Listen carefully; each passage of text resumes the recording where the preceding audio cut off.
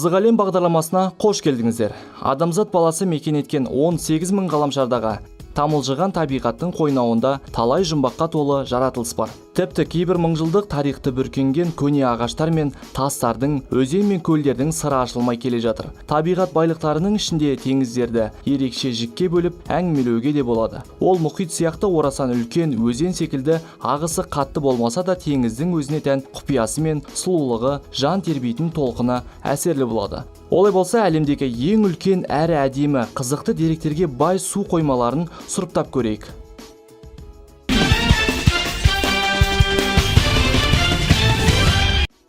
Алдымен тоқталатынымыз әлемдегі ең үлкен Каспий теңізі. Ол Еуразия құрлығының орталығында мұхиттардан алыста оқшау жатқан тұйық су алабы. Дүние жүзіндегі ең ірі су айдынын үлкендігіне қарап теңіз деп атайды. Ауданы 376 мың километр квадрат. Меридиан бағытында 1200 километрге дейін созылған. Орташа ені 300 километр. Теңіздің жартысы Қазақстанға тиесілі болса, қалғаны Ресей, Әзірбайжан, Түркменстан және Иран жермен шектеседі. Мұнда табиғи тіршіліктің 850 түрі өмір сүреді. Ең кереметі ол Каспий итбалығы. Келуші саяхатшылардың айтуынша, теңіз итбалықтары адамдармен қатар жүзіп, су бетіне шығатын көрінеді.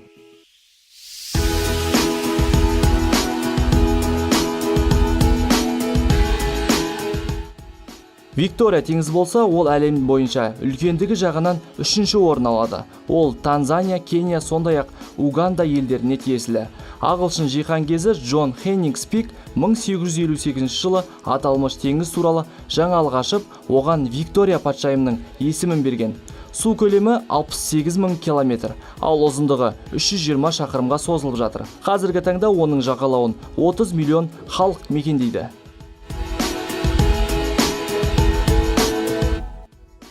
Солтүстік Америкалық Мичиган теңізіне келер болсақ, оның аумағы жобамен 57.750 километр болады. Бұл толығымен ақш аймағына қарайтын жалғыз теңіз. Ол жыл маусымының 4 айында мұзға оранып жатқандығымен ерекшеленеді. Теңіз суы ақштың Мичиган, Индиана, Иллинойс және Висконсин секілді штаттарына тиесілі.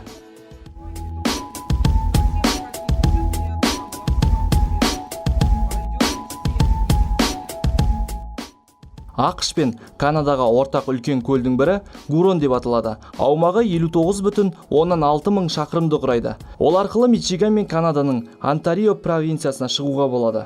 Гурон деген атты француздар үнділік тайпаның құрметіне атаған екен.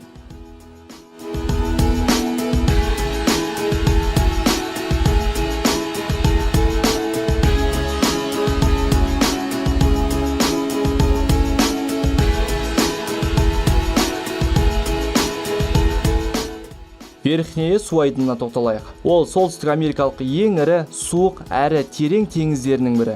Үлкендігі жөнінен әлем бойынша 2-ші орында. Су қоймасының аумағы мұзды қабаттың еритін маусымына байланысты өзгеріп тұрады. Және де ол әлем жұртшылығын әсем көркімен таң қалдырады. Сол себептен де мұнда демалушылардың саны жыл сайын көбейіп отырады.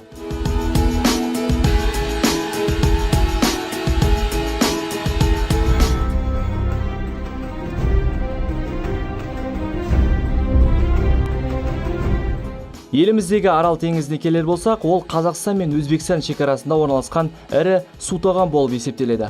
Ол 20-шы ғасырда ауданы жағынан әлемдегі 4-ші орында болған еді. Бірақ 1960 жылдардан бастап теңіздің суы күрт азайған. Бұл су алабы Тұран ойпатының шөлді белдемінде, үстірттің шығыс бетінде орналасқан тұйық көл. Су алабының ауданы 69 мың километр квадрат болған. Бұдан шаруашылық мақсаттарға үздіксіз су алу барысында 1998 жылы теңіз деңгейі 18 метрге дейін төмендеді. Нәтижесінде теңіз 2 су қоймаға, яғни үлкен арал және кіші аралға бөлініп қалды.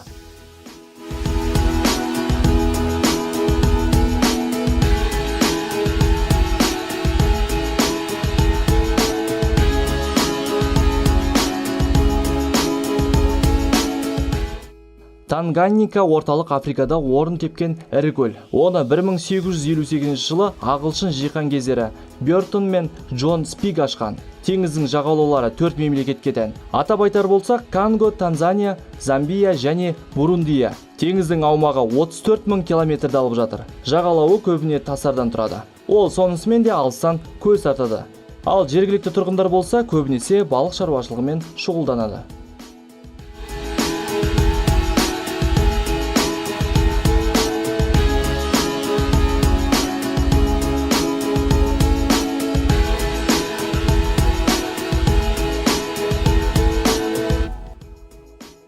Келесі кезектегі Байкалды білмейтін жан жоқ шығар. Ол әлемдегі ең терең көл. Сонымен қатар Шығыс Сібірдің оңтүстігінде орналасқан ең ірі тұщы сутаған болып саналады. Көл іші мен жағалауы өте бай флорамен және фаунасымен ерекшеленеді. Тұрғындар тарихи көлді теңіз деп те атайды. Ол теңіз деңгейінен 456 метр биіктіктегі тауаралық тектоникті ойыста орналасқан. Суының көлемі 23,16 мың километр куб болса, ұзындығы 636 километр. Ені орта есеппен 48 километр қашықтықты құрайды. Байкалда дүние жүзіндегі тұщы су қорының 20%-ын шоғырланған.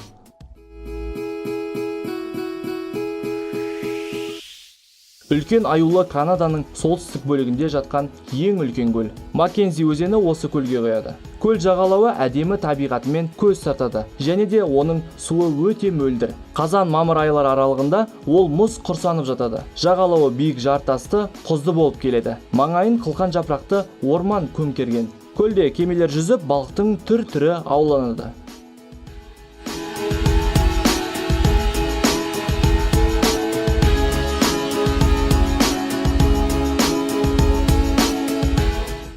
Ньяса су алабына тоқталар болсақ, ал оңтүстік шығыс Африкадағы Мозамбик, Танзания, Малави жерлеріндегі ең ірі көл.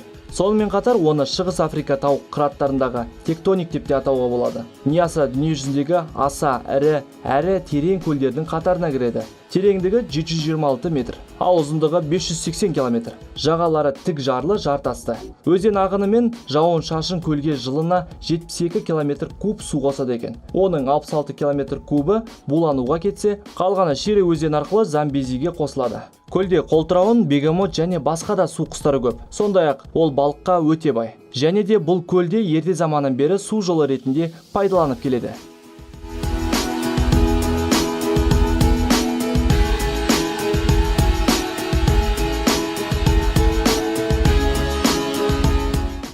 Бүгін сіздер әлемдегі ең ірі су алаптарымен таныс болдыңыздар. Олардың ашылмаған қырлары әлі де көп. Мұны біз алдағы бағдарламамыздың бірінде ашатын боламыз. Бүгінге осы, ертеңгі осы уақытта қайта жолыққанша достар.